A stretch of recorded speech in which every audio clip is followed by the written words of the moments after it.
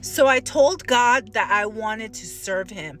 I told God that I wanted to be his vessel of honor and glory. I told God that I wanted to completely be surrendered to him.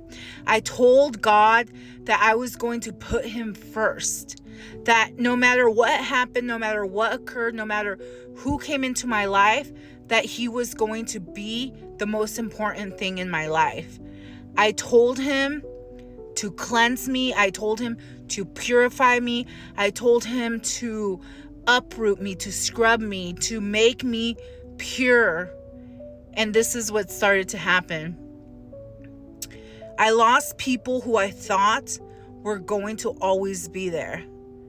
I lost people who I thought were going to be with me till the end, that were going to be with me throughout all of my assignments, throughout all of my troubles, throughout all of the turbulence, throughout all of the winds, through all of the storms, through all of the chaos. I thought that these people were going to be my A1s. I thought that these people were going to always stick it out, to be loyal, to be loving, to be supportive, to always be the ones I could go to for encouragement. But the Lord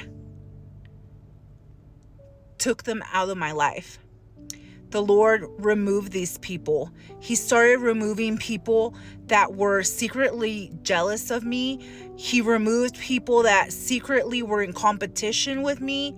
He removed people that were talking about me behind my back. When I told God that I really wanted to be used and that I was serious about serving him, I had to unlearn a lot of stuff. The things that I thought were important, the things that I thought were a certain way, I had to unlearn a lot of behavior. I had to understand that many times I was taught incorrectly, that a lot of times the religious spirit and the legalistic spirit doesn't necessarily look the way that you think it's going to look. It doesn't look like somebody with a long skirt all the way down to the floor and completely covered up and no makeup and no hair done and, very simple attire, clothing.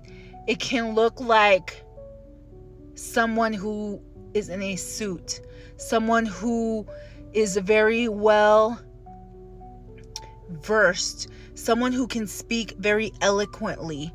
When I told the Lord that I wanted to be used, he started opening my eyes to see all of the things that were not pleasing to the Lord.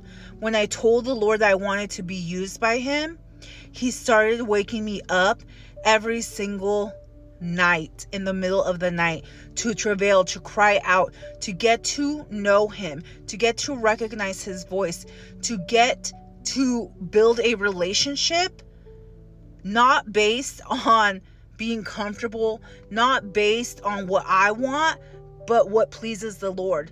When I started to tell the Lord that I was serious about him, I had to really put him as a priority. I really had to administer my time wisely and make sure that I was truly dedicating my time to the things that serve the Lord.